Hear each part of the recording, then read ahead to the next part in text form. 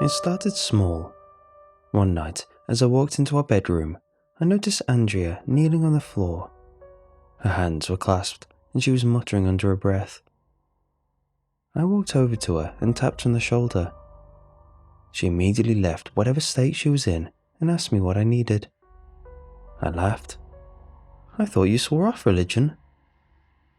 Andrea shook her head and looked at me with a confused expression. She didn't say anything, and I decided to forget about the incident.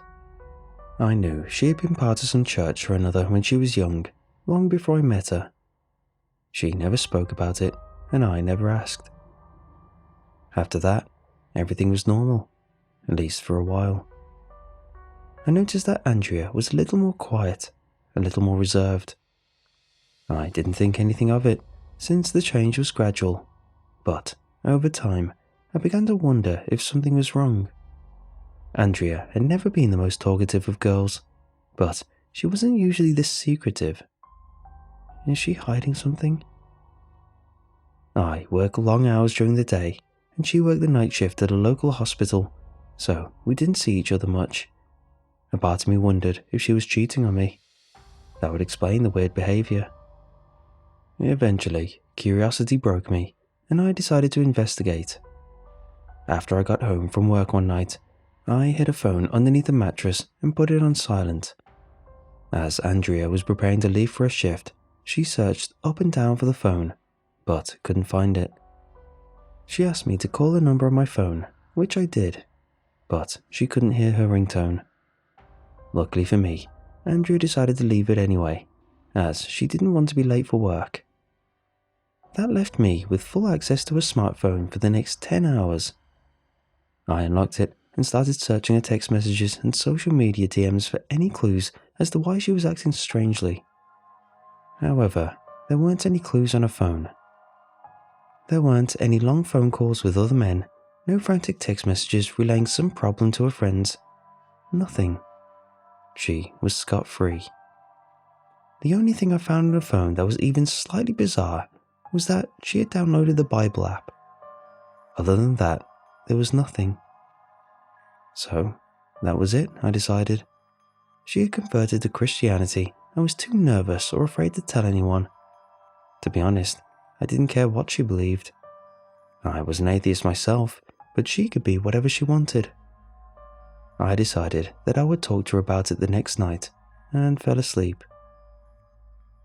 However, the next night came, and she was not home. I realized that I had left the phone on the bed the night before, still on silent mode. I looked for it, but it was gone. I pulled out my phone and checked the location using an app I downloaded. Andrea's phone was apparently located in a church not far from our house. She must have come home, found her phone right next to me, and left for church at some point. I had no way of knowing how long she had been there, but I knew I would need to stay awake and confront her when she got home. She would probably be mad at me for hiding her phone, but I was frustrated with her hiding a religion. Andrea should trust me, at least a little. Why was she being so secretive about this? I stayed up all night that night, watching her location on my phone. She never moved. I figured that she must have left her phone at the church and gone somewhere else. The next day, I kept texting her and watching her location, trying to figure out where she was. I called her parents to no avail. Nobody Andrea knew could tell me where she was. I decided before I called the police to report her missing that I should check the church to see if she was still there. Maybe, by some off chance, she hadn't left. I left work early and drove over to the nearby house of worship. Once I arrived, I jumped out of my car. The sign in the parking lot read, "The Holy Communion." I had seen this church before, but had never been inside. It really was beautiful, I thought, as I made my way to the chapel. Stained glass windows lined the walls, and a massive steeple stretched toward the sky, ending in a cross about 40 feet high. I made my way toward the front door and tried it. To my surprise, it was unlocked, despite it being a Monday afternoon. I decided I'd check around and leave as soon as I could. I honestly wanted to leave this whole thing to the police. I opened the giant door leading to the chapel. It was beautiful as well. The church was small, but it was elegantly decorated with novelties that looked extremely old. I noticed the grandfather clock in the middle that could have been 100 years old, but the pendulum inside was still swinging. The room was arranged with several rows of pews, all facing what I assumed to be the altar, a small stage with a pulpit centered on it. Behind the pulpit, a giant painting was hanging on the wall. I couldn't tell what it depicted. The chapel was completely empty. That is, except for a short, brown-haired woman kneeling at the altar, whispering quietly. Her words were fast, and she seemed desperate. Her hair was tangled, and she was sweating profusely. It was Andrea. I called out her name and ran to her. She looked up, looking dazed and tired. I could see that she'd been crying. "What's going on? Are you all right?" I pulled her up and motioned for her to come with me. She didn't answer any of my questions. She just stared off into space and walked along with me. When we reached the car and I'd ordered her into the passenger seat, she finally spoke to me. Her voice was as quiet as a whisper and her words were fast. "I need to go back." "Why?" I asked, still frustrated that she hadn't told me about any of this. "Why do you need to go back?" Andrea didn't respond. Instead, she just made a weak gesture at her hands, indicating prayer. I asked her how much more time she needed. All she did was shake her head. I told her that I'd give her an hour and that she would need to come out and speak with a doctor after her time was up. She ran back into the church. I wondered if I had been too harsh. Maybe she had converted to some other religion and genuinely felt convicted of something. But I told myself that I was justified. After all, she shouldn't have been so secretive about all of this. She knew I was understanding, so why didn't she just explain what this was all about? I was worried about her too. I wasn't completely sure how much time she spent in there, or if she had eaten or slept. Andrea was definitely distressed, but I had no idea why. While she was inside, I took some time to research the church itself. It was a part of a lesser-known denomination called the Communionists. In fact, from what I found, the denomination didn't seem to be part of Christianity at all. Instead, it was its own religion, though very similar. The belief system, according to the church's website, was as follows. "We believe that it is God's calling to be loving and merciful to each person that walks through our doors, just as God was to us. Our Father is merciful, saving us from certain damnation out of His grace and love, and we wish to spread His message to all the world." I also learned that the Communionists used a different Bible from the one used in traditional Christian churches. The only thing different about it, however, was that it had one extra book in it. I contacted a psychiatrist and told him about my wife's odd behavior. He told me to put her on the phone when she returned, and I said I would call him back. An hour passed, but Andrea did not appear. I gave her a few more minutes, and when she hadn't come out, I went inside. There she was, praying as diligently as ever on the altar. I gently tried to shake her out of a trance, but she was completely unresponsive. I tried to make out what she was whispering, but she was going too fast. I tried pushing her, and she didn't respond. After yelling at her and trying everything I could to snap her out of this bizarre state she was in, I decided that I had to call the emergency services. So I called 911, and an ambulance was sent to pick her up.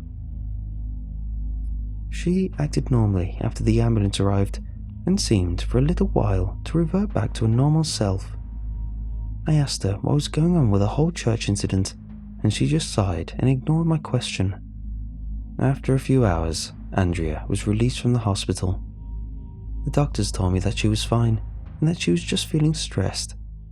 I asked her what she was worried about repeatedly, but she just kept telling me that she was alright. I really hoped that she would stay like this. I didn't know the new Andrea. I didn't understand her new, religious personality. It wasn't the Andrea that I'd come to love. For a while, everything was fine. My wife had returned to normal, it seemed. We didn't talk about the praying incident at all, and our lives went back on track. She still seemed a little on edge, but it wasn't very obvious. Our lives continued as normal, going to work, spending time together in the evenings, until eventually, something snapped. I'm still not completely sure why it happened. Andrea was about to leave for work, and she started screaming. The shrieks were horrifying, like she was in unimaginable pain. I ran over to help, and I found her on the floor, curled up into the fetal position, screeching while tears rolled down her face. I tried to ask her what was wrong, but she ignored me and continued on in this state. Just as I was pulling out my phone to call 911, she spoke. "I must pray for mercy."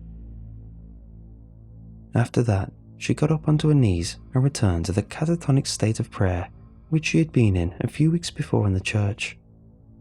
No matter what I did, she didn't even acknowledge me. I called the emergency services again, and another ambulance was sent to take her to the hospital. This time, she did not jump back to her normal self. Doctors, nurses, and psychiatrists were called in to help her, but nothing seemed to work. She didn't stop praying. They tried to pry her hands apart and move her into different positions, but it didn't work. Andrea had become a living statue. After a while, the doctors chose to pull her out of her consciousness. They administered anesthesia to her through a mask, but it didn't work. Andrea was still conscious, praying ever diligently. They tried giving her anesthesia through an IV, but that didn't work either. No matter what happened, she remained awake, praying non-stop. Since Andrea wasn't eating or drinking, doctors had to insert a feeding tube inside her to keep her alive. I was heartbroken. The medical professionals at the hospital couldn't prescribe any illnesses to this. The scans they took showed that she was mentally fine, though she was malnourished and dehydrated physically. No one knew what was going on. I told everybody the truth about what had happened, that this had just started without much of a cause. I said that she started screaming on the floor, and now she was here. From that point on, I decided that it was my duty to research a cause. I devoted hours upon hours to reading up on the Holy Communion, learning about their beliefs, and trying to decipher what this all meant. I knew that little church had to do with this, but I wasn't sure how. This is a theory I've cobbled together after my tireless research, and I'm certain that this is the truth. In the Communionist Bible, there is an extra book, as I mentioned earlier. It took me a long time to find their Bible, as it appears they've hidden it from most of the world. In the additional book, God's wrath is explained. The book succeeds the final book of Revelation and describes the fall of civilization. It is extremely vague, but it alludes to the burning of the great cities and the slaughter of the innocent in droves. It is said that his punishment, this Valhalla of sorts, can happen at any time, at any point, whether it be in 100 years or a few hours. God can descend upon mankind and punish it for its wicked sins. In order to prevent God from punishing us, the Church must elect a vessel to negotiate with him. The vessel is required to pray for mercy until God's wrath has subsided. It is believed that eventually a day will come when he cannot be negotiated with, and humanity will end no matter what the vessel does. The way the vessel is chosen by the Church is random. They select the first person they see that is young and able to handle such pressure, and call upon him to become a negotiator. The negotiator has no control over this. Instead, they are forced to see the visions. Once one is called upon the Church, the visions begin. It isn't detailed in the book, but the visions allegedly show atrocities so horrifying that one is shaken to the state of prayer that Andrea was in. Essentially, it scares you into begging God for mercy upon mankind. The visions apparently start off small and continue to grow worse and more frequent until the vessel is forced into a catatonic state of prayer. Once God chooses to have mercy on mankind, the vessel is released. Andrea was selected to be a vessel, a negotiator with God. There are instances of this happening throughout history, though most of the time it is covered up by the church itself. Andrea saw the first vision the night I found her praying in her room. The vision started bearing her until she could no longer bear them, and she fled to the church to beg for mercy. She must have been temporarily released from this hell when the first ambulance arrived. She must have thought she was free. But then the vision started back the night she began screaming, and now she is trapped here until she dies or until God chooses to finally set her free. That was my theory. I'm still not sure if it's totally correct. However, I recently received some news from the hospital. They have finally managed to force my wife into a medically induced coma. This means that she's no longer praying. It also means that the church no longer has a vessel with which to speak with God. Last night, I had a dream. A dream where I was watching my city burn alive. I saw my wife, my parents, and my friends all die hopelessly as the fire spread farther and further. I looked around, watching the fire slowly consume everything in sight. Was this one of those visions? I don't know. Maybe I'm just paranoid. But somehow, I feel the need to pray, to ask God to relieve me of this pain. I certainly hope I'm not a vessel, but who knows? If I can share the burden with Andrea, at least I've done some good.